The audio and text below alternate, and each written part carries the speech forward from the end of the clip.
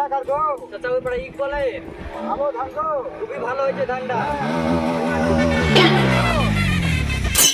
কার ছেলে গো? চাচা ওই পাড়া রহিমের ছেলে, তুমি চিনো না? এই এখানে আমাদেরকে বেড়ে দিতে তো আর ভাড়া পশু থাকবে না, তা দেখা সাথে সাথে না। না। ভন্ডা ছেলে গো। কঠিন ভন্ডা ছিল ও। দাঁড়া, দাঁড়া, দাঁড়া। আরে তোর বাপ কেসে কেসে মরছে, বিছনা কোথায় পড়ে আছে, ডাক্তার দেখানি পয়সা নাই, আর ভন্ডামু করে পয়সা আছে।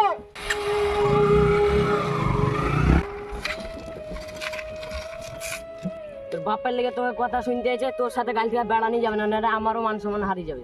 ঠিক আছে, বাড়ি গিয়ে দেখছি, দাঁড়া।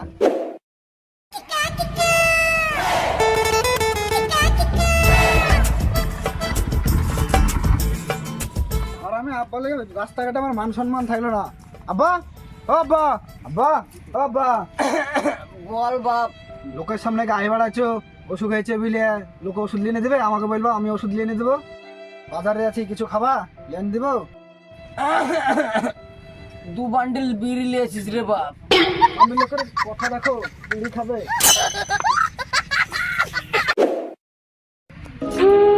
চলো তোমার ডাক্তার বাড়ি নিয়ে যায়।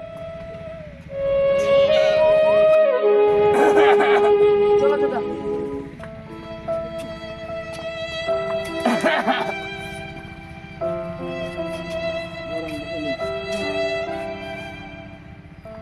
আব্বা,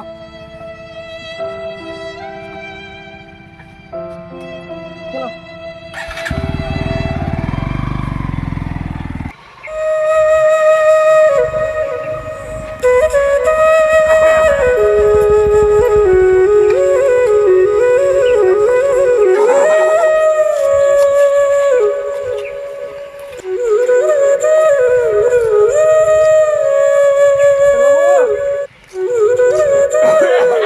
ডাক্তার বাবু, ডাক্তার বাবু, কি হয়েছে?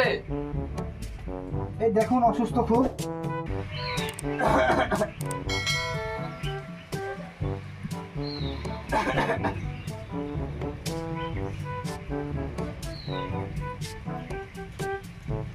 আগরুন জিপ দেখি দিই। শরীর তো কিছু নেই, ঠান্ডা নাকি? খাই তো বাবা, দিনে 2 বান্ডেল বিড়ি। লোকের বাড়ির লোক ভিতরে আছেন। চলেন স্যার।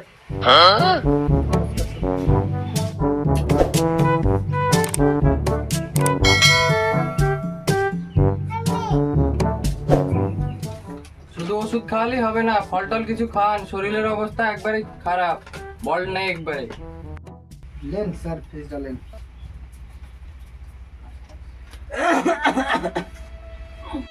চলো আব্বা, চলো বাড়ি চলো।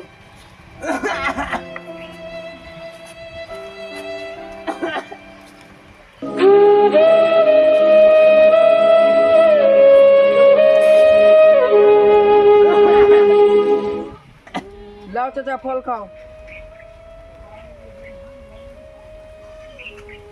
ফল খেয়ে বল পাচ্ছে মনে হয়েছে? ফল খেয়ে কি আর বল পাওয়া যায়, একটা বিড়ি দেখায়।